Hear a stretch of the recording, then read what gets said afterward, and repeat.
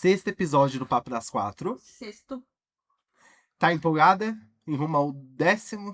Rumo ao 10º, caramba. Rumo ao Faltam uns 10º. 4 ainda. Faltam uns 4, mas a gente tá no caminho.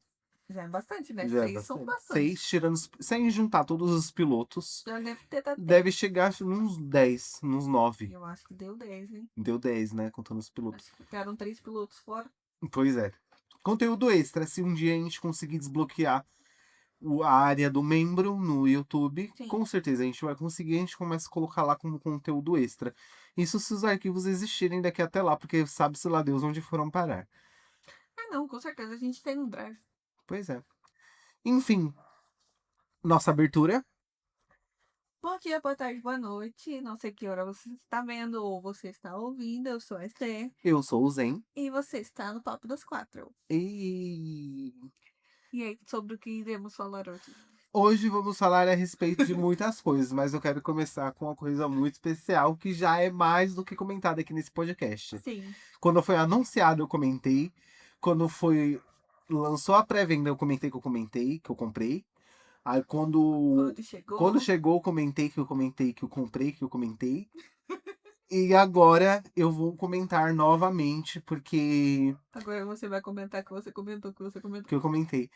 Porque esse último fim de semana tivemos um evento oficial de assinaturas do livro A Figura, escrito por Natália Grieco. Então a própria Natália Grieco foi na livraria Leitura e fez uma sessão de autógrafos ali. A gente conseguiu, eu acho que todo mundo conseguiu ter uma troca ali com ela. E foi muito especial, assim. Eu fico muito feliz de ter participado desse evento.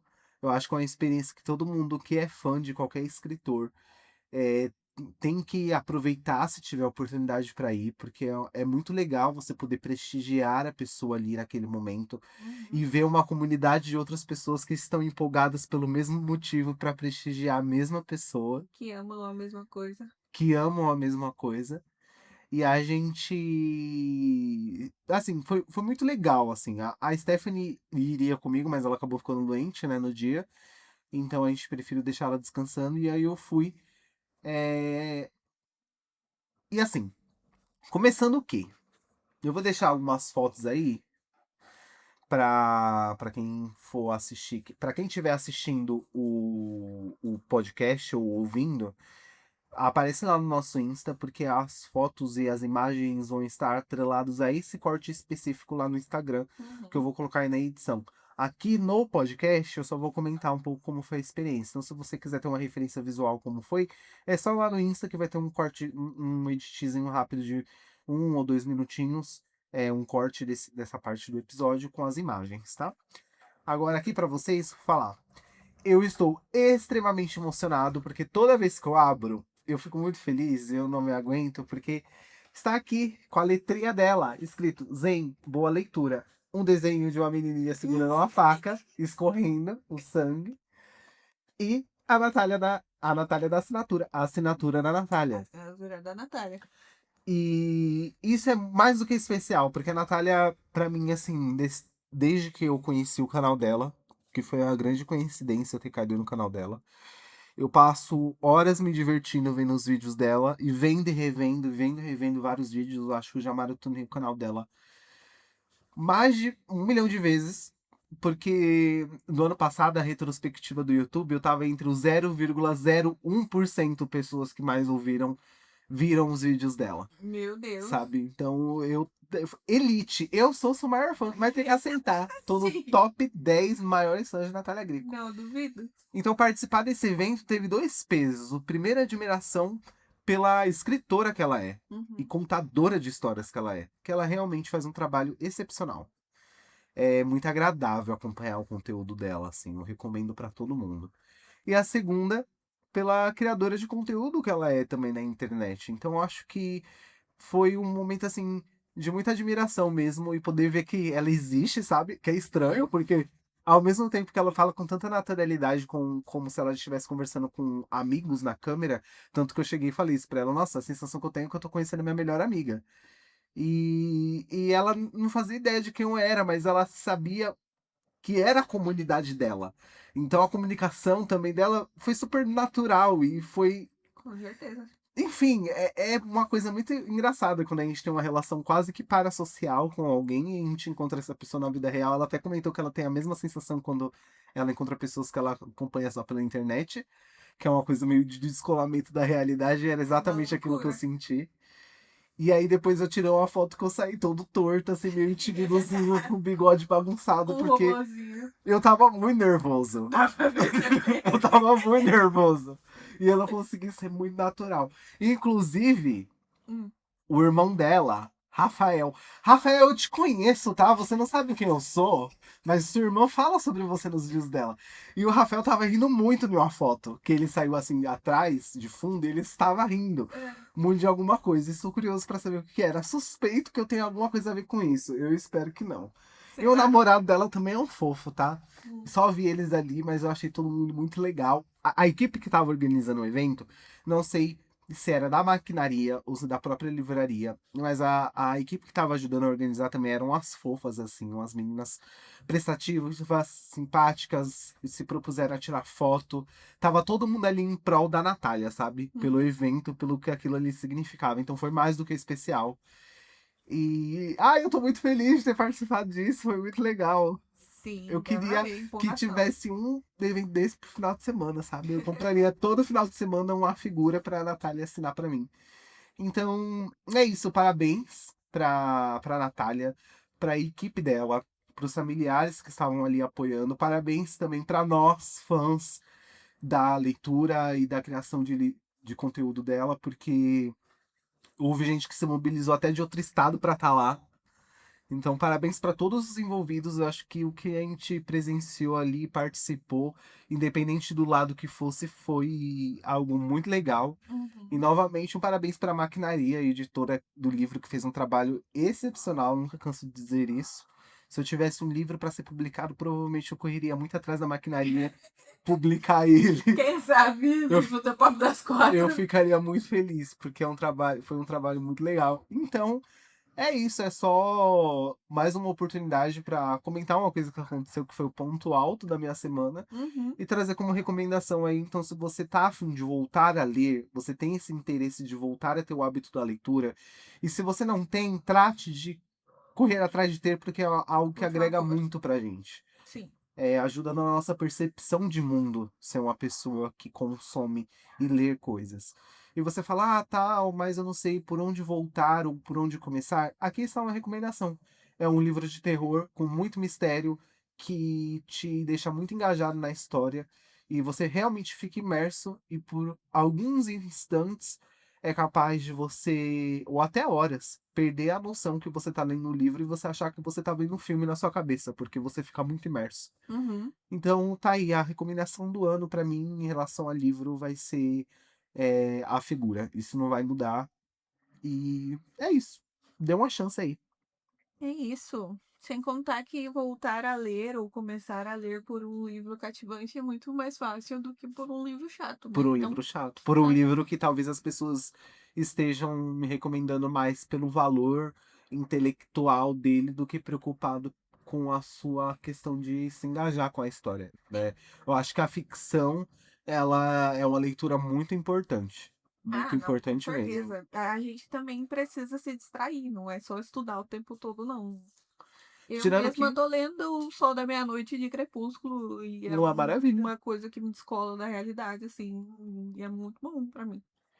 E é isso que importa, porque eu acho que também, enquanto a gente está lendo, a gente está exercitando tantas áreas criativas e de raciocínio na nossa cabeça, a gente Sim. está acessando palavras que muitas vezes a gente não usa no nosso cotidiano, e tudo isso já é uma forma também de aprendizado que a leitura traz. Sim, com certeza. É uma outra forma de pensar. As redes sociais entregam um conteúdo muito pronto e durante a leitura a gente precisa pensar. Por isso que, de certa forma, tão cansativo, mas ter um livro bom que você goste, etc., te ajuda nisso, né? Não cansar e etc. É uma oportunidade de sair do celular antes de E dormir ir dormir, ler um livrinho ali, ou uma, até duas no páginas Kindle que for. mesmo, exatamente. Pra dar uma cansadinha no cérebro ali. Quem sabe você dorme e sonha com o seu livro. Pois é. E eu sinto que, assim, quando eu tiro um tempo pra reflexão ou pra leitura antes de dormir, minha cabeça, além de dar uma acalmada, né? Porque você dá um corte naquela dopamina fácil que vem, Uhum. meio que a leitura, ela traz já uma linha de raciocínio muito boa pra você dormir. Sim. Porque você tem algo específico pra pensar. Enquanto a gente tá dormindo, tentando dormir, nossos pensamentos eles vão rodando, né? Só que assim, não sei se você tem essa sensação. Existem pensamentos que eu não posso ter, porque senão eles vão me despertar. Uhum. Então eu tenho que estar na linha de raciocínio que me ajuda a dormir. A linha de raciocínio que mais me ajuda a dormir é a linha de raciocínio criativa. Então eu fico imaginando coisas, possibilidades, histórias, desfechos diferentes para coisas que eu assisti, Uhum. ou pensando sobre o roteiro tal que me surpreendeu. Enfim, aí tudo isso vai me levando até eu dormir de fato. Então fazer isso depois de uma leitura, meio que meu cérebro já tá programado para seguir nessa linha de raciocínio. Sim, exatamente. Não, mas isso faz sentido porque o depender da linha de raciocínio, geralmente a gente vai por uma linha de raciocínio que vai deixar a gente estressado. E aí isso aumenta o cortisol, isso abaixa a melatonina e isso não ajuda em nada o nosso corpo a dormir, porque a gente precisa da melatonina alta para dormir. Então faz total sentido você pensar em coisas que te relaxem, basicamente. Exatamente. E sabe um pensamento muito engraçado que eu não posso ter enquanto eu tô tentando dormir, mas às vezes ele vem, eu não consigo controlar, ele sempre me desperta. E eu não sei explicar por que ele me desperta, porque não é nada demais. Mas a sensação de que, tipo assim, eu vou estar dormindo e daqui a pouco eu vou abrir o olho e já vai ter se passado horas. É, Que é quase porque. uma viagem no tempo dormir. Entendi. Aham. Tipo, você vai estar lá meia-noite, aí você literalmente vai abrir o olho e já vai ser tipo 8 horas da manhã. Mas isso é um pensamento ansioso de quem trabalhou em dois empregos. Já parou pra pensar? Sim, também. Eu acho que tem uma consequência disso, mas eu Uhum. acho que é muito mais um pensamento curioso a respeito de como é engraçado dormir. Vem mais esse lado, é mais uma análise, não é uma preocupação. Hum. É só um pensamento, tipo, daqui a pouquinho você vai abrir o olho e vai ser, tipo, sei lá, meio-dia. E vai ter passado horas. Aí E pra você. você é engraçado, pra mim é E essas triste. horas vão ter passado em um piscar de olhos. E aí não é engraçado de. Ah, é engraçado Não, de. eu entendi, mas Ai, pra nossa, que mim eu fico interessante. tipo. Tem noites que eu fico procrastinando dormir porque eu quero, tipo, continuar naquele dia, não quero ir pro outro. Porque no outro eu tenho muitos compromissos, muitas coisas pra fazer. Que eu sempre tenho. Então eu fico meio tipo, ai. Sabe aquela moleza de domingo de tipo, ai, amanhã eu preciso trabalhar? Eu Sim, basicamente tenho isso todos os dias.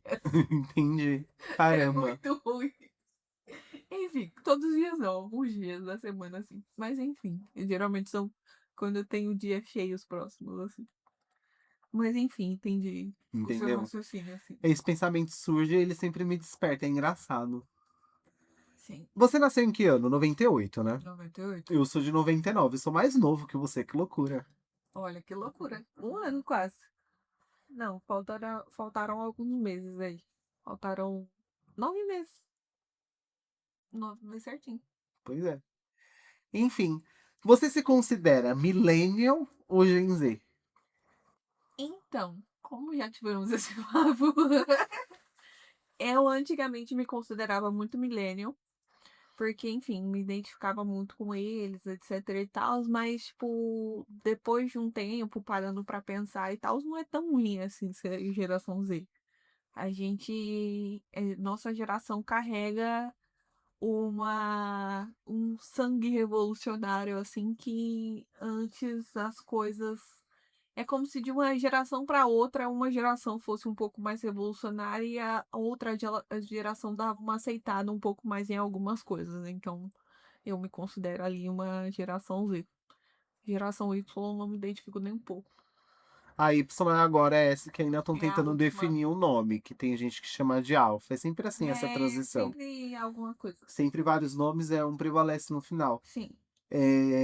Isso que eu tava pensando esses dias, porque é um assunto que a gente tem, mas ele mexe de volta na minha cabeça, porque eu sou de 99. Só que essa que é a questão, as pessoas que fazem a separação, porque eu não sei se existe uma instituição, ou é uma análise social, ou as coisas simplesmente vão entrando em acordo em relação ao tempo, Uhum. mas pra mim é engraçado, porque todo mundo vê que quem nasceu em 99 já entra na classificação de Gen Z. Só que assim, a gente para pra pensar, não é como se o mundo mudasse de um ano pro outro. Mas eu acho que de 98 também, eu acho que é a partir de 95, não é? Então, aí vai ter coisas e coisas. Vai ter lugares que vão falar que Gen Z é a partir de 99, que é a partir de 2000, que é a partir de 97. Tá Mas é certo. porque é o finalzinho dos anos 90 e começo dos anos 2000 já O tem essa certo na minha transição. cabeça seria ser a partir dos anos 2000, a quebra do século, né? Mas enfim. Mas Então, continue, vou dar uma existem olhada. sites e sites, fontes e fontes, pensamentos e pensamentos em relação a isso. Só que, enfim, eu acho que essas pessoas que nasceram ali entre 95 e 99, 95 e 2000, até 2002, é um período que é um limbo ali. Porque, assim, tudo bem, a gente fala que a partir de 2000, a partir de 99, a partir do ano que for, começou a Gen Z, só que não é todas as crianças que já cresceram com acesso às coisas que a Gen Z Sim. tem como característica principal, né? Porque tem um período de transição que fica tudo muito obscuro mesmo, de uma geração para outra. Então, se você não nasceu no começo de uma geração ou no meio de uma geração, você normalmente fica com características de uma geração anterior e da próxima geração, você fica meio no meio das duas. Mesmo. Você tem uma dificuldade de se identificar com as duas, porque ao mesmo tempo que eu converso com os millennials, que foram pessoas que foram referência, que foram as pessoas que eu mais admirava, que eu mais cresci tentando parecer igual, tipo a minha irmã do meio, tentava gostar das mesmas coisas que ela, eu sempre falava muito a respeito dela, eu tinha muita admiração por ela quando eu era criança, Uhum. porque ela era adolescente legal, roqueira. Eu cresci com as referências de música dela, Charlie Brown Jr., é, Pierce the Veil, qual o nome? Também que eu amo, Panic! At the Disco, Uhum. My Chemical Romance, Peach. Enfim, todas as referências de rock daquela época, de música pop daquela época, de tecnologia daquela época, porque minha irmã é uma millennial e a adolescência dela afetou muito minha infância. Sim. E aí eu cresci o quê? Gostando de Pokémon e de coisas que eram consideradas de uma geração passada. Eu procurava videogames antigos pra jogar, jogos antigos pra emular. Tanto que o meu primeiro videogame portátil foi um Game Boy, tipo, dos anos 80, que minha mãe comprou, pechinchou lá por cento e poucos reais. Uhum. E eu estava jogando jogo de fita enquanto os meninos estavam tudo maluco querendo PlayStation 3. E eu cresci nessa coisa. Aí você chega na vida adulta, você percebe que você tem talvez todo o conhecimento de um Gen Z, porque hoje em dia a gente não tem dificuldade nenhuma com tecnologia. Qualquer Uhum. coisa surge que nova, a gente aprende a mexer, Super a rápido. gente sabe correr atrás, a gente é todo desenrolado nessa questão da tecnologia. Uhum. Só que ao mesmo tempo, a gente ainda é um pouco antiquado em relação à galera da nossa geração, dessa Gen Z. Sim. Eles veem a gente como uma postura de millennial, enquanto os millennials nos vê como uma velocidade de Gen Z. Então a gente meio que herdou características das duas gerações, porque a gente viveu num mundo, pelo menos dentro da nossa bolha, que não Uhum. existia internet. A gente lidou com SMS, a gente viu carta sendo escrita, carta sendo enviada e recebida. A É, gente lidou com um milhão de coisas, assim, é, foi pior. com a vida pré-internet, né? Uhum. Que aí depois a gente viu a internet de escada sendo chegar em casa. Então a gente tem memória ainda de uma infância sem internet. Sim. E E a somos gente, a última geração, inclusive, que a tem essa última memória. geração que tem essa memória de uma vida antes da internet, pré-internet em casa. Existe internet, mas nem sempre era acessível, nem sempre era uma coisa que a gente entendia bem, né? Tava chegando ainda Sim. nos lares mais pobres. Então a gente fica nesse meio termo. Eu acho que toda geração fica no meio termo de alguma coisa. Porque sempre vai ter uma geração posterior e sempre vai ter uma geração anterior. Então, tipo, como tudo dá avançando, a geração posterior vai ser sempre a mais rápida. A anterior vai ser sempre um pouco mais devagar em relação a algumas coisas. E a anterior vai te ver como uma geração mais rápida que eles. A posterior vai te ver um pouco mais lenta. E sempre vai ser esse processo. E aí, descobrindo aqui nas minhas pesquisas prévias, nas minhas pesquisas que eu fiz agora, eu descobri que não só tem a geração alfa, como tem a geração beta, que vem a partir de 2025. Começou agora. Começou agora em 2025, porque a quebra entre gerações é de 15 a 20 anos. num geral, assim, numa média de 15 anos. Então, vieram ali os baby boomers até 64, a geração X até os anos 80, os millennials, ou geração Y, que eu falei errado, né? Os millennials foram até 96, geração Z, que é a nossa, de 97 até 2012, de 2013 a 2024, a geração Alpha, e a geração Beta de agora, de 2025. A Então, nós alfa é a Z, estamos Não, a depois da Alpha é nossa. depois da Z. A Z é a A Z nossa. é a nossa. Isso. Ai, que loucura. Mas para pra pensar. As pessoas, vamos chamar assim, então a gente, a primeira leva da galera da Gen Z ainda cresceu com referências de um mundo completamente millennial. Sim. Então a galera a partir de 97 até 2000, 2002 ali, quem nasceu nessa época, teve uma infância, se você não tivesse dinheiro, completamente longe da internet. Você tinha um acesso uma vez ou outra numa lan house, e isso quando você tinha um conhecimento já, você já tinha um objetivo na Uhum. internet, porque por muito tempo eu ia pra Lan House com as minhas irmãs, eu ficava vendo elas mexendo no Orkut, no MSN, só que eu mesmo não tinha ideia do que aquilo significava. É que quem nasceu em 2000, em 2002, mais ou menos, lá para 2007 tinha 5, 7 anos, que é mais ou menos quem vai lembrar muito dessa época, né? Quem vai lembrar pelo menos um pouco dessa época. Então, em 2007 a gente já tinha bastante acesso à internet. Ah, Eu com acho que foi certeza. realmente Foi o a início. nossa última, a nossa foi a última geração que teve uma infância completamente sem acesso, assim, que a gente depois começou até aos poucos ali, quase entrando na adolescênciazinha ali, Que aí tinha o 9, 3G, era o internet 8. móvel. Exatamente. Aí chegou internet em casa de escada, Eu e aí lembro do foi Wi-Fi. caminhando. Wi-Fi. Wi-Fi Nossa, o chegando, Wi-Fi grande chegando. revolucionário A Wi-Fi. revolução que, tipo, eu lembro que redes de restaurantes começaram a lucrar disponibilizando Sim. senha de acesso Uhum. durante um período de Wi-Fi se você consumisse lá. A gente Até tinha que hoje correr existe de um essa prática. restaurante para o outro para É, conseguir pegar Wi-Fi, porque nem sempre a gente tinha 3G. Hoje em dia quase todo mundo tem 3G praticamente. Wi-Fi público hoje em dia. Hoje Tem em Wi-Fi dia tem Wi-Fi público, tem público. Wi-Fi nos ônibus, Sim. em pontos específicos da cidade, assim. Então, real, assim, a última geração que não teve contato nenhum com a internet durante pelo menos um bom tempo foi a nossa. As demais pra frente tiveram um pouco mais de contato nesse caso, assim. E mesmo assim, não é como se a internet ficou popular no Brasil inteiro do dia pra noite.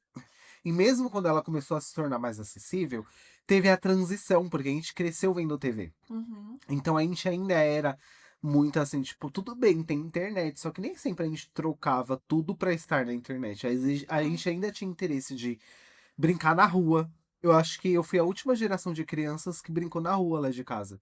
Depois que as crianças da minha época cresceram, viraram adolescentes e começaram a ter outras coisas pra se fazer, eu nunca mais vi outro grupo de crianças brincando na rua. Eu também não. Cada um saía de uma casa e a rua ficava às vezes com tipo 15 crianças brincando e correndo pra cima e pra baixo, brincando de tudo. Uhum. E de repente, quando eu fiquei adolescente, que eu esperava ver novas crianças, eu não vi mais, porque as crianças já estavam dentro de casa na internet. Sim, exatamente. Então, assim, Estavam sempre a, no a gente celular. tinha internet, às vezes, só que era internet do tipo, vou na casa do meu amigo pra gente ver um vídeo no YouTube junto. Vão jogar um jogo com meu amigo que eu descobri, vou mandar o link pra ele, a gente vai na Lan House junto. Só que, Sim, como não era coisa que era tipo 24/7, tipo, você tem casa, só que tem irmão, aí seu irmão tem que mexer, aí você tem um horário específico, você tem um tempo específico, tem que ir na Lan House. Quando não era essa coisa, ai, cada um no seu celular 24/7, uhum, você ainda tinha que. Você ainda corria atrás de ter interação humana pra você falar sobre o que você viu na é internet. verdade. Ou Porque até na TV, ou né? até na TV mesmo. Então acho que a gente acompanhou uma transição que faz mesmo a gente ser aqueles famosos zillennials, que eu já ouvi falar. Hum. Nós existimos. Somos metade tão anti e não Somos é, metade, é metade. metade metade. Tão antiquados quanto os millennials são na internet Sim. e tão perturbados quanto os Gen Z são Sim. na vida como um todo. Sim. Acho que a gente só herdou coisa ruim. Não quero, não. Não quero mais. Não quero ser mais nenhum dos dois. Mas eu lembro, é que a gente foi a primeira geração a falar sobre terapia, então não foi Acho que não foi tudo tão ruim assim.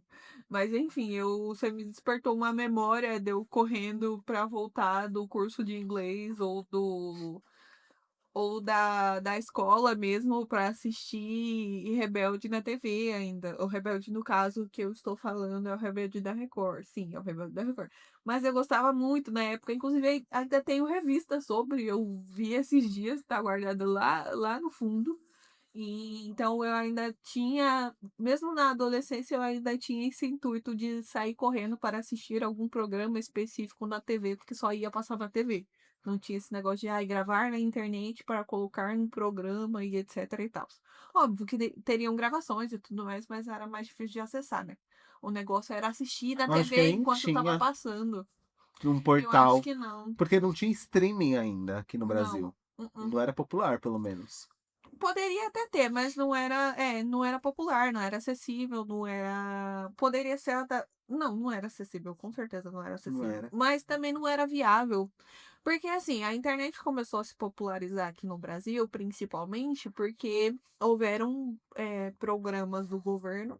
Posso estar falando uma coisa que eu não tenho certeza, mas já deixo esse disclaimer aqui.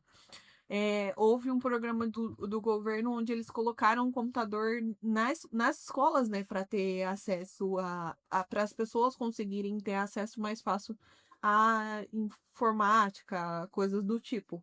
E aí também, nesse caso, surgiram lan houses, etc e tal, então foi meio que tudo popularizando ali e a internet se estabelecendo por conta disso, para pessoas de baixa renda também terem acesso à tecnologia, assim como todo mundo, né? E aí foi se barateando no computador e etc e tal, porque, enfim. E agora tá tudo caro, né? Por conta da IA. E agora tá tudo caro por conta da IA. Tudo, cara. A memória RAM tá um absurdo. Enfim, a IA é um assunto que a gente vai chegar ainda nesse episódio. É que tudo precisa ser muito rápido agora, né? Não só por conta da IA, mas por conta da rapidez que a tecnologia tá avançando. Pois é. Então, Mas eu lembro do primeiro computador, minha irmã mais velha, ela comprou um computador. Se eu não uhum, me engano, usado, ou não sei. Foi um computador assim que foi o que me introduziu à internet de fato, porque antes eu já ia em Lan House, eu já tinha muito interesse, mas era meio complicado você conseguir ter acesso ainda mais por um longo período de tempo. uhum. Quando meu irmão colocou o computador e conseguiu e contratou a internet de escada ainda, eu lembro da internet de Eu escada. lembro da internet, cara. Foi muito legal ver, porque por mais que eu não entendia exatamente o objetivo, eu entendi a empolgação de você ter acesso a muita informação, a qualquer coisa, e conversar, e conhecer gente. Falando de Ai, falar com alguém. e aqui é o Orkut, e aí você tem as comunidades, aí você conversa sobre, aí tem uns joguinhos na internet. Fui descobrindo tudo isso, e aí depois fiquei um tempo sem computador também, aí depois voltei a ter computador. E o que é engraçado, porque a internet hoje em dia, talvez as pessoas achem que a internet, a geração, né, mais nova, acha que a internet sempre existiu. Eles vão ter essa impressão que a internet sempre existiu. Sim, porque na vida deles a internet sempre existiu. Eles vão ter que parar para entender como um acontecimento histórico e um movimento político, a introdução da internet em cada país. Gente, pelo amor de Deus, a internet surgiu com os militares, era Sim, um era para computador comunicação militar. gigantesco, com um monte de fio que passava por um monte de lugar, fios grossos.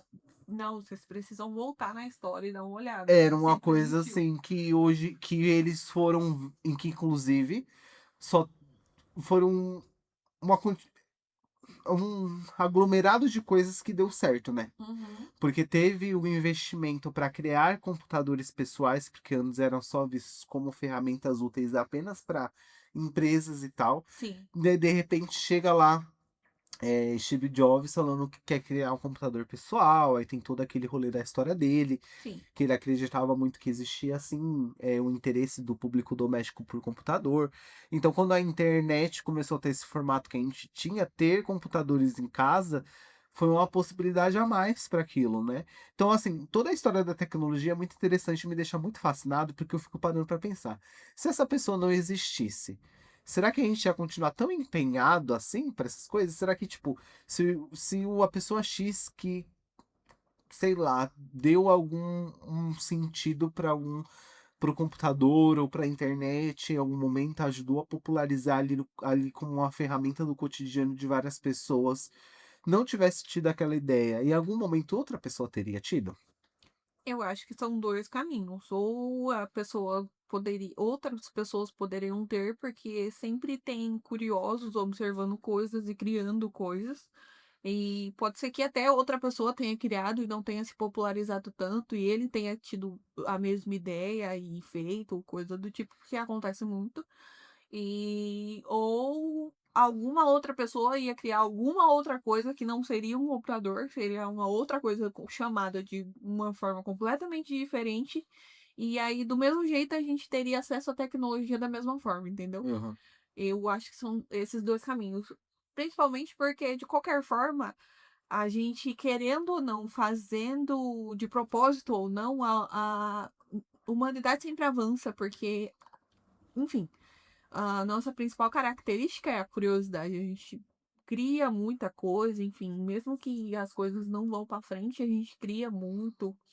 As ideias surgem automaticamente, coisa do tipo, e existem pessoas ultra inteligentes que têm ideias ultra geniais, e enfim. E essas coisas vão acontecendo, assim, sei lá, como foi o rádio, assim como foi a TV, assim como, sabe? As coisas vão surgindo. Sim. É que agora meio que tudo é cópia de tudo, né? Porque quantas coisas poderiam ser criadas do total zero? Alguma coisa vai vir de alguma coisa. Mas é isso, eu acho que em algum momento alguém criaria alguma coisa que ou poderia ser realmente computador ou poderia ser algo parecido, algo com o mesmo intuito do tipo. E com o tempo a gente sempre acaba refinando as coisas. Pode ser que o ponto de partida fosse diferente, só que chegasse no mesmo ponto em comum, porque a gente sempre acaba adaptando as coisas, tipo, conforme a necessidade. Depois que descobriram que celulares sem botões era uma facilidade que as pessoas se acostumariam melhor, Uhum. foi o que todo mundo seguiu no mercado, né? Igual é a câmera com a foto, a celular com câmera frontal.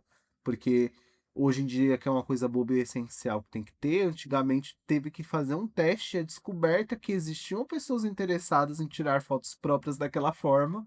Depois da popularização da primeira selfie, você lembra da primeira selfie?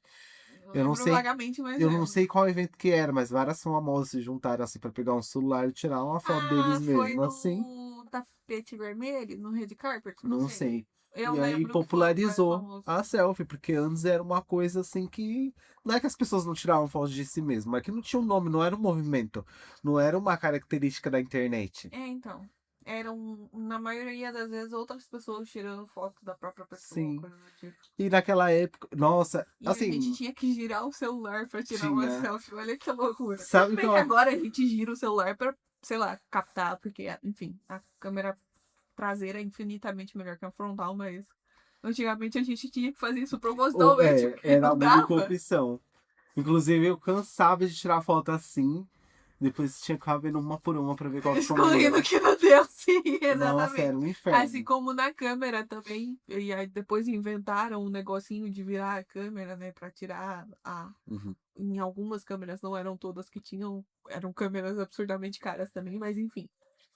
Assim como teve que surgir a câmera no celular, porque sim, existiram celulares sem câmera. Sem câmera. Existiram os primeiros celulares, os primórdios dos dinossauros. Eu lembro do meu Nokiazinho sem câmera. O meu Nokia desse tamanho que ele não tinha câmera. Mas ele tinha o jogo da cobrinha. O importante era isso. Licença Elite, que é o jogo da cobrinha. Elite. Inclusive, sabe aquele Nokia clássico? Que é o mais clássico de todos. Que tinha um jogo de navinha, de cobrinha e ligação, que era bem basicão.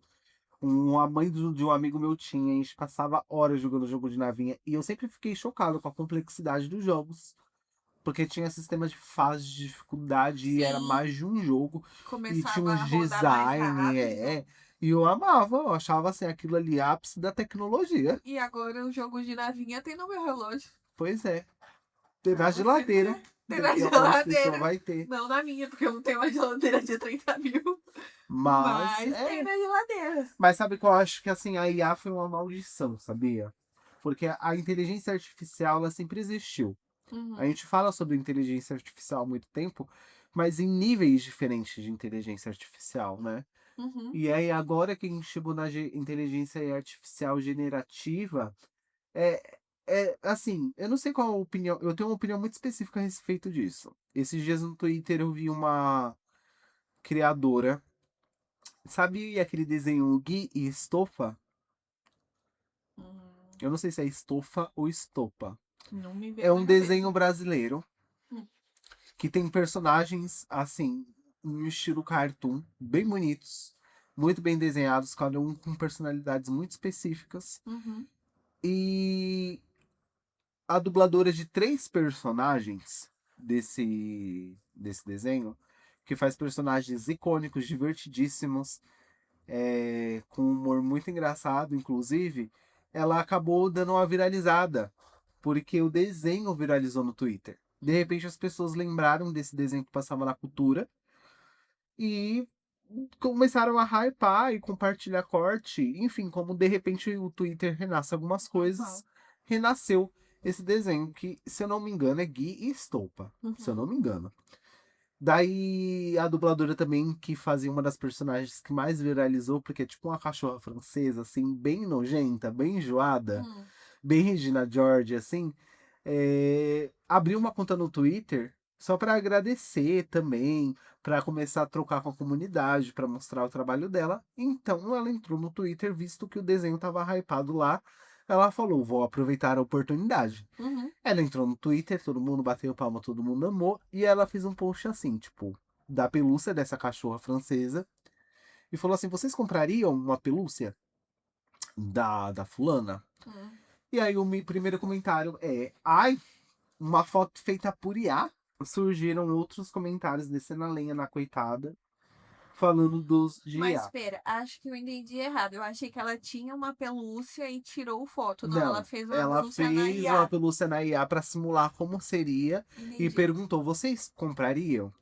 E a galera, tipo assim, nossa, mas pra que você tá usando IA pra isso? Desceu a lenha cacetando a mulher. Hum. Eu olhei, achei desnecessário a atitude de quem comentou, não dela. Sim. E a vida seguiu. Aí, essa semana passada. Mas espera, não sei se eu achei de bom tom também, porque ela é dubladora, né? Que o pertencimento Não, mas eu acho do que próprio ela. desenho é Mas do eu acho que é ela artista. que é a criadora também, e dubladora. Ah, se ela for a Mas criadora, eu acho tudo que ela bem. também só perguntou como curiosidade. Não sei se Assim, era, tipo, não vou foi fazer um nenhum crime, produto não. disso. É, não. Ela não cometeu nenhum Não, crime por. não vi nada de errado. Aí ela pegou. E aí a vida seguiu. Aí eu acho que semana passada tinha uma imagem que colocaram que um motorista colocou no banco dele atrás.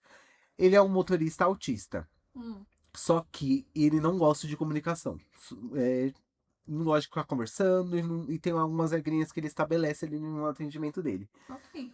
Como ele tem um carro elétrico, deve ter muita pergunta a respeito disso, porque agora tá hypando aqui no Brasil, né? Uhum. Então deve ter muita pergunta a respeito disso, então ele já respondeu várias perguntas ali em relação ao carro para evitar a pergunta. Colocou as regras que ele queria, tipo, para evitar puxar assunto, não usar perfume, não comer, esse tipo de coisa. Ok. Aí tava lá, toda a descrição. Ele fez isso claramente com IA, porque a estética da IA é fácil de Claro, reconhecer, sim. né? Não sei por quanto tempo ainda vai ser assim, mas por enquanto é. E o pessoal descendo a lenha, nossa, mas ninguém vai falar sobre a problemática dele estar usando IA. Nossa, mas para que usar IA? E sei lá o que IA? Aí foi que eu me dei conta. O Twitter odeia IA e ficam criticando tudo que tem uso de IA generativa em imagem e descendo a lenha na galera, igual a criadora do desenho ou dubladora do desenho Gay Estopa, igual o Uber autista que tava só querendo fazer a sua plaquinha pro seu carro. Uhum. Igual talvez uma pessoa que só queira fazer uma montagem boba de 2 cantores que ela Mas, gente, gosta nem todo junto. mundo é programador, não. Nem todo mundo domina o Canva, domina todas as ferramentas de edição, não. Também Justamente. não dá. Justamente. E aí essa que é a questão. Eu acho que a problemática da IA não tá no usuário final. Não tá na dona da esquina que usa o chat GPT para anunciar que ela tá costurando roupa e fazer uma placa. Não tá no vendedor de açaí que tá fazendo uma arte de açaí para divulgar isso, para divulgar. A problemática é um recurso que ele existe, está disponível para todo mundo. É claro que tem impacto ambiental. Só que, será que a gente não está perdendo tempo atacando um problema muito distante da raiz dele? Com toda certeza, ainda mais no Porque Twitter. enquanto a gente está no Twitter enchendo o saco da galera que está decidindo usar o IA para fazer qualquer coisa que a pessoa queira fazer, uma ferramenta que está disponível no celular de todo mundo e que não é crime o uso, a gente está esquecendo que a Meta e a OpenAI e todas essas empresas que estão investindo em IA estão construindo data centers imensos que consomem litros e litros e litros de água a cada processo para treinar outras IAs. É IA treinando IA, é empresa de IA comprando e revendendo para outras empresas de IA. É um triângulo assim de passe e repasse de coisa de treina, que compra, que vende. Aí o preço dos computadores e das componentes deles ficam 10 vezes mais caro. Começa a poluir o ambiente. As pessoas que moram perto desses data centers perdem total qualidade de vida porque é barulho constantemente, é qualidade de ar piorando. Tem matérias referente a tudo isso. Qualidade de água, porque eles precisam resfriar. Justamente. Aí a galera que tá trabalhando nessas empresas, programadores, estão sendo substituídas por IA, porque agora as empresas chegam falando assim, agora vocês vão treinar a IA para fazer o trabalho de vocês e quem se recusar tá demitido. Aí a pessoa se recusa para sair para outro lugar que vai pedir para ela fazer a mesma coisa e ganhando menos. Será que a Exatamente. pessoa vai se arriscar? Enfim, aí existem 1 milhão de problemáticas ambientais, sociais em relação à IA. Não só isso, a gente pode diminuir um pouquinho a ótica e olhar para pessoas que fazem coisas com IA e comercializam como se fossem delas, Como se só fossem porque delas, elas justamente. criaram um prompt. Um Não é exemplo assim. disso foi a última crítica que a Kari Bakini tá sofrendo, né? Sim, não sei se ela fez, não sei se não. Aparentemente as Fez. Só provas de ver, dá pra ver apontam que que fez. sim, porque, enfim, no mesmo desenho você vê vários morangos diversos de diversas formas. Só que, pô, a gente tem que lembrar que a gente vai criar uma música na IA que não sei o que, legalzinho, se divertir aqui. Você vai comercializar isso? São outras músicas que foram de outros artistas que tiraram a ideia da cabeça deles, que eles comercializaram a própria música, que é uma própria criação. A IA foi lá, pegou um pouquinho de cada música, um pouquinho de cada coisa, pegou uma composição, um negócio assim, criou e te deu um negócio pronto. Só que vem de outros produtos que são prontos de outras pessoas, assim como a imagem. A imagem, a IA não é perfeita, porque ele pega um pedacinho de cada coisa, junta ali, faz um grande mousse, um grande chiclete e te dá. É basicamente isso, um chiclete mastigado que a Pois IA é. entrega. E eu acho que a principal problemática do uso de IA está especificamente nisso. Na Pegar, comercialização de sim, coisas com IA, não que é qualquer pessoa justo. pode fazer sozinha sem precisar pagar R$ 150 pra ter. Exatamente, não tem problema a dona Maria querer vender o pãozinho dela e ir lá fazer uma imagem de IA e tudo mais. Essa pessoa é uma pequena empreendedora, provavelmente ela não vai ter o dinheiro para contratar um design. Tudo bem que hoje em dia tem sites que popularizaram muito isso, mas talvez ela não tenha conhecimento disso, talvez ela tenha pedido para uma neta fazer coisa do tipo que fosse um negócio mais acessível, mais rápido. Mas aí, pô, se pegar um desenho, jogar na IA, falar, eu quero um desenho dessa forma e comercializar, Aí você certo? faz um quadro e vende, aí você faz uma blusa e vende. É complicado, também concordo. Exatamente. Comercializar a ação da IA é você querer passar a perna no povo, porque qualquer um pode fazer aquela imagem. Por mais que não saia exatamente daquele jeito que você saiu, aí dá pra fazer até melhor, porque a IA é Exatamente. muito imprecisa. Eu entendo que em certo ponto, e eu já passei por isso, a gente às vezes se sente meio passada a perna pela IA, como se, tipo, alguma coisa que a gente vai criar com a nossa própria mente, do nosso próprio jeito. Às vezes, inclusive, eu ouvi uma criadora, uma desenhista falando sobre isso. Às vezes a gente não tem capacidade técnica para fazer aquilo. E aí talvez usar uma IA para chegar próximo daquilo tudo mais, ou estudar mais para ter essa capacidade técnica, seja o ideal. Mas, sabe, parar pra pensar um pouquinho, né, galera? Pelo amor de Deus. Pois é. Eu acho que em vez de a gente tá. A gente não, porque eu não sou um desocupado pra perder tempo criticando o Uber autista que tá fazendo a plaquinha dele por IA. Mas em vez de a gente começar a problematizar todo mundo, porque quando as pessoas problematizam demais, isso acontece muito no Twitter, e arrumam um problema por conta de tudo e quer problematizar o Uber autista por ter usado IA e problematizar a autora de um desenho que fez um protótipo de uma pelúcia para exemplificar como seria visualmente por IA, a gente começa a cair em cima dessas pessoas, é um gasto de energia que só serve para inflar o próprio ego, que só serve para mostrar eu sou, sabe, Eu sou bom no uso. moralmente correto. Exatamente. Sou bom no uso IA e você usa, tá errada. Eu Que coisa sei feia. das questões sociais e vou criticar a IA. Sim. Então, se for assim, desativa a sua internet, porque cada passo que você dá hoje tem algoritmo colhendo para treinar IA. Você scrollar uma rede social, você tá treinando uma IA. Mas não só isso. A cada post que a gente mesmo posta, a cada foto que a gente tira, a gente, a nossa própria cabeça, vê referências, mesmo que a gente não pare para ver aquela referência, salve, fica na nossa cabeça. Nem tudo que tá na nossa memória é palpável e acessível. Palpável não é, né? Obviamente é memória. Mas nem tudo que a gente vê, nem tudo que a gente ouve, nem tudo à nossa volta é acessível por memória. Tipo, eu lembrei de quando fulano passou assoviando na rua. Você pode nem ter percebido, o seu cérebro captou. Você pode nem ter ouvido. Mas aí daqui a pouco você vai estar assoviando a mesma música que fulano assoviou, porque fulano ouviu outra pessoa tocando no barzinho. A gente sempre tá tendo referência de outras coisas. Isso é coisa que o nosso cérebro faz. Basicamente imita a gente. Mas aí, entendeu? Não dá pra você criticar uma pessoa que usa IA. Desativa as redes sociais e vai morar na montanha. Exatamente, essa é a nova realidade. E como eu falei, a gente não tá aqui querendo passar pano falando que a IA é legal, não.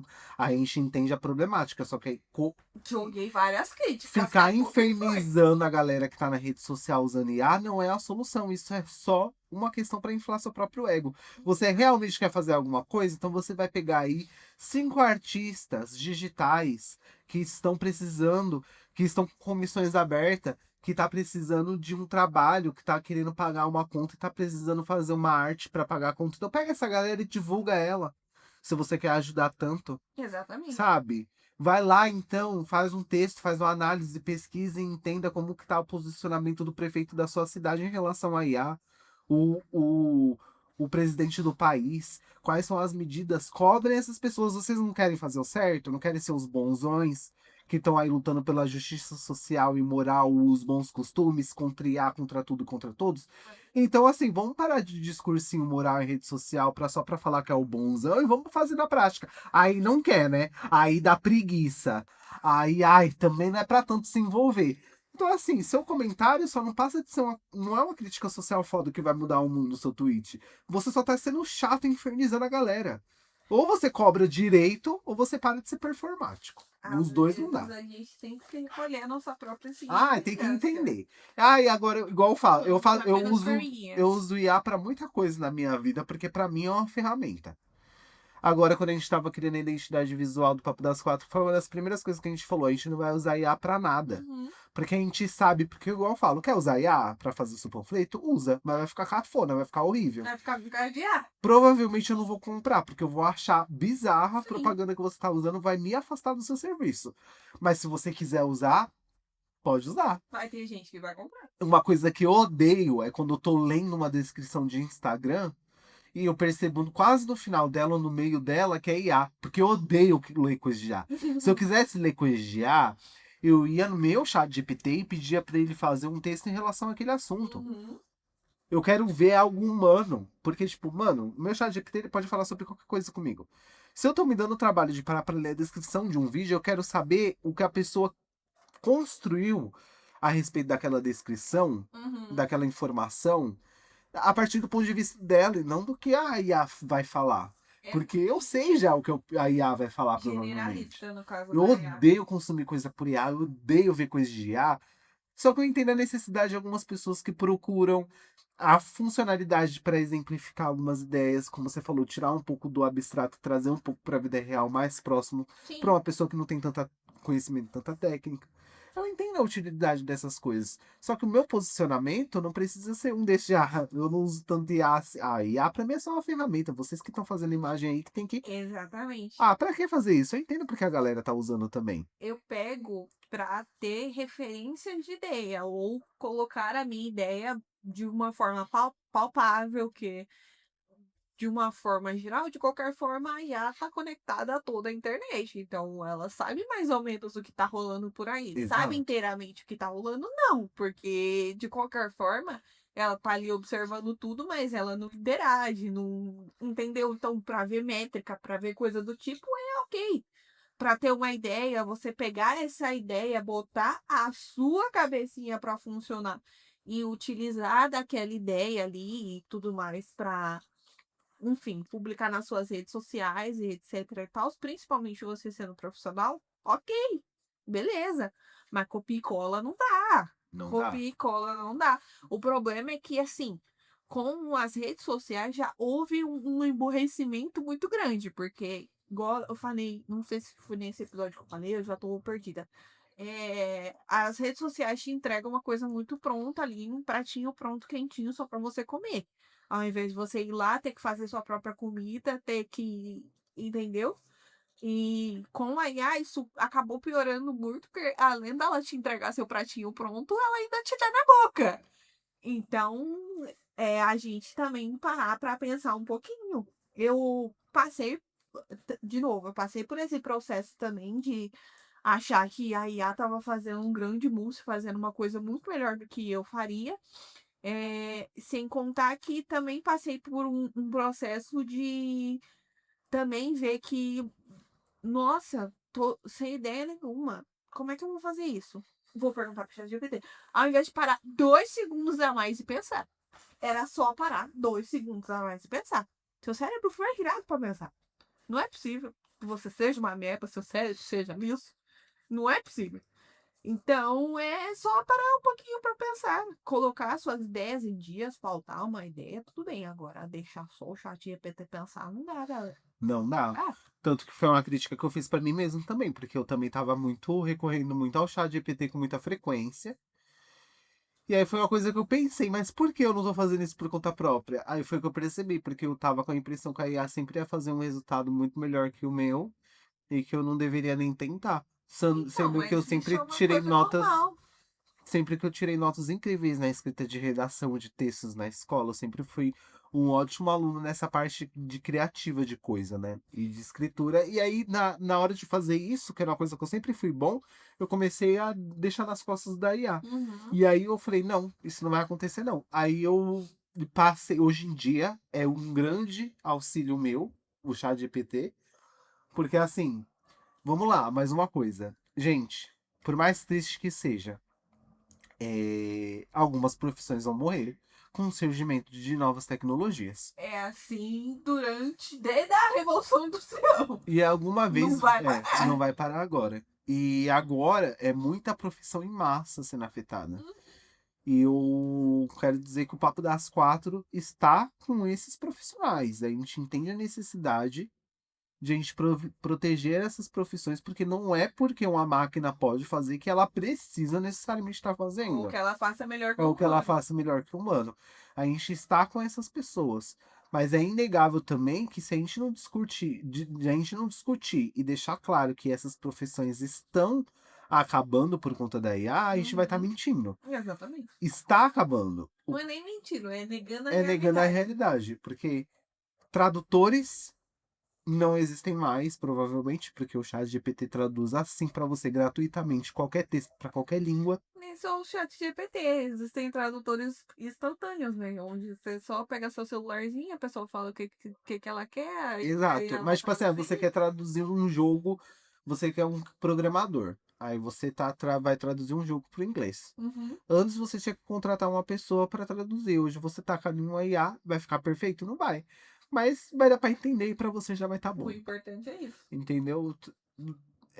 Tradutores, eles já, pessoas mesmo especializadas em traduzir, já não devem ter muitas demandas, a não ser se for para línguas muito específicas ou para trabalho, por exemplo, mais uma vez citada aqui, Natália Greco, que contrata pessoas para fazer dublagem e fazer outros serviços assim para ela, justamente para não ter uso de IA no canal dela. Então, todas as vozes, todos os textos, tudo que a gente vê é feito por outras pessoas. Inclusive, eu descobri isso porque parece que ela contratou o serviço de alguém para locução de uma creepypasta, fazer uma voz masculina. E depois ela descobriu que era IA e ela ficou muito chateada. Ela falou: Quer saber? Eu só vou trabalhar Nossa. com os meus inscritos. Foi alguma coisa do tipo. Vou trabalhar só com os meus inscritos, então é isso. Quem quiser trabalhar comigo, se inscreve aí. E aí ela começou a trabalhar com a própria comunidade para evitar esse tipo de coisa, sabe? Ótimo. Enfim, então assim, existem pessoas que ainda preservam e valorizam o trabalho humano, Sim. mas com o tempo eu sinto que até coisas, profissões nossas, tipo atendimento ao cliente, que é a coisa que eu me especializei durante minha vida toda no mercado de trabalho, é uma coisa que daqui a pouco, de alguma forma, vai ser dispensada. Ah, pois em nome de... Não, brincadeira. E eu espero que aconteça mesmo. Pois em nome de Jesus. E eu quero ver se a água evitar. Que acabe, que atendimento ao cliente é um Ai, inferno. que começa a revolução dos robôs, Começa a sabe? evolução dos robôs. Exatamente. Ai, pelo amor de Deus. Agora você surta com um robô, agora você quebra um robô, agora você grita com um atendente do McDonald's e você grita com o totem. Você não vai gritar com uma pessoa que tem que ficar te aguentando. O totem pelo menos não tem sentimento. A pessoa tá ali trabalhando 6 por 1, se lascando, trabalhando das 8 às 8, se não tiver trabalhando, não é que isso ainda. Às vezes tá trabalhando em um outro emprego e você tá gritando com ela. Enfim, tirando o atendimento ao cliente, é isso. Usem IA com consciência, porque se possível, se provável, ou você pensa, ou se possível, você tem esse dinheirinho, vai lá, contrata uma pessoinha, principalmente quando se trata de ilustração, coisas artísticas. Deem oportunidade para artistas. Tem artistas de todas as faixas etárias, assim. Ou vai lá e aprende você, sei lá, se vira, cara. Pelo amor de Deus, pensa um pouquinho. A gente não pode ser pessimista e falar que fazer nada disso vai adiantar alguma coisa. Porque por mais que essa seja a realidade, o controle e o destino dessas coisas estão na mão de poucas pessoas. Essas pessoas têm dinheiro suficiente para decidirem o que quiserem. Pois é. Se vão acabar com o planeta inteiro para aprimorar a IA, elas provavelmente vão conseguir. A gente sabe que. Mas a gente consegue fazer a diferença na vida de um ilustrador, de um tradutor, ajudar essa galera a juntar uma grana, não perder a esperança, conseguir pagar uma conta no final de um mês. É fazer aos A pouquinhos. gente Às consegue vezes é um apoiar. trabalho extra. Pois é, tanto que eu e a Stephanie, a conclusão que a gente teve em relação à identidade visual do Papo das Quatro foi que a gente não ia usar IA, a gente ia fazer o mais simples possível, tanto que logo, foto, qualquer coisa, vocês vão ver que é a coisa mais simples do mundo. Mas no dia que a gente puder, a gente vai contratar alguém para desenhar e Com definir toda certeza. a identidade visual da nossa marca. Uhum. E essa pessoa fazendo manualmente, a gente vai valorizar um trabalho humano. Esse é o nosso posicionamento. Se você de repente acha que tudo bem você criar um canal no YouTube hoje de podcast e usar a identidade visual completamente por IA pra você tá bom, beleza. Aqui a gente não tá pra jogar ninguém, a gente tá pra ter uma conversa. Exatamente. Mas que vai ficar cafona, vai ficar com carona de IA, vai. E se pra você é uma coisa boa, não sei, pra mim é uma coisa ruim. Eu não consumiria nada que tem cara de IA. Eu acho que é válido se você pega. Eu vou repetir isso de novo, porque não tem jeito, é a minha opinião. Eu acho que é válido se você pega uma ideia que tá na sua cabeça, bota ali. E aí, ficou parecido, vou dar uma mexidinha e tudo mais, vou deixar um pouco mais minha cara. Eu acho isso ok. Aham. É até válido, pô. O pior Às que é. vezes realmente você não quer contratar uma outra pessoa, às vezes você quer fazer as coisas com a sua própria mão. Eu faço coisas assim. Mas aí pegar, de novo, copia e cola. Não dá. Não rola. Eu entendo Porque a IA esse te entrega pra sentimento. você tá bom e você já joga lá do jeito É. que veio. Não, gente, IA tem muito erro, pelo amor de Deus, cadarço de 300 voltas, enfim. É, eu acho isso válido, você dar uma mexidinha e tudo mais, deixar com a sua cara, etc. Copiar e cola não dá. Para pra pensar um pouquinho. De novo, eu entendo esse sentimento de, ai, parece que a IA vai fazer muito melhor do que eu faria, coisa do tipo. Mas para ficar com a sua cara, você vai ter que colocar sua mão. Não tem jeito, você vai ter que mexer. É sobre isso. Dá uma mexidinha, pô. Dá. E sabe uma coisa que eu adoro pra fazer com IA? É pra fazer limpeza de coisa em foto. Tipo, uniformiza toda a minha pele nessa imagem. Porque ela só vai pegar a imagem e vai só deixar seu rosto Eu uniforme. até gostava, mas eu não sei se é o meu chat GPT especificamente, tá ficando também muito Muito artificial. artificial. Eu tentei uma vez, eu peguei um prompt que uma outra pessoa da área da beleza mesmo disponibilizou, assim, tipo, deixe as fotos das suas modelos mais bonitas, tudo mais, porque, enfim, foto bonita vende, fazer o quê? E aí eu tentei fazer, mas ficou, tipo, com muita carona de IA, assim, a modelo ficou parecendo um boneco de porcelana. Então eu preferi deixar a foto no natural mesmo, porque pra mim tava bonita. Pra mim não tinha nada demais.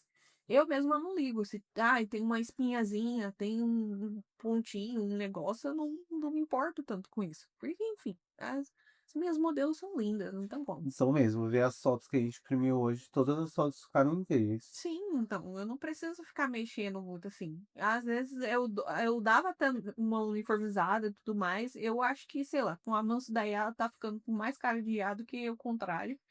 E aí agora, todas as fotos que eu vou tentar dar uma mexida, nem que for, tipo, aumenta a luz, sabe? Porque eu também não sei fazer uma grande edição de foto.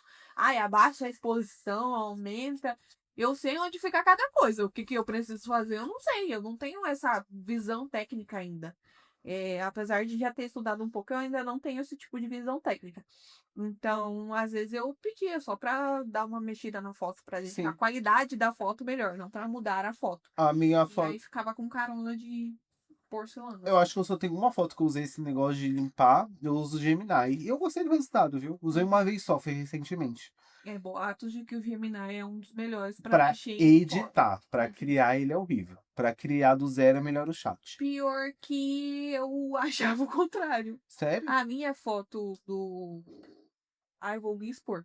A minha foto do estúdio, ela é IA, obviamente. Dá pra ver que ela é IA. Eu não sou tão magra assim. Não é do estúdio, é uma foto dela que ela usou É no uma perfil do foto minha que estúdio. eu uso no perfil do estúdio. É a minha cara. Só que foi feita com IA e eu peguei um prompt pronto. E também foi um tempo atrás. E eu fiz no Gemini. Toda vez que eu tento fazer alguma coisa parecida no chat, não fica bom, ainda bem. Que também logo, logo eu tiro essa foto por um ensaio que eu tenha feito em casa também. E é Pois isso. é. Mas é justamente, às vezes também as pessoas começam com IA para estruturar uma ideia, passa um tempo e elas não fazem negócio com IA, procura um profissional, faz Exatamente, por conta própria. troca, enfim. Porque eu sinto também que a IA é uma forma de todo mundo conseguir fazer uma coisinha ali que antes a pessoa só conseguiria fazer depois de juntar um dinheiro.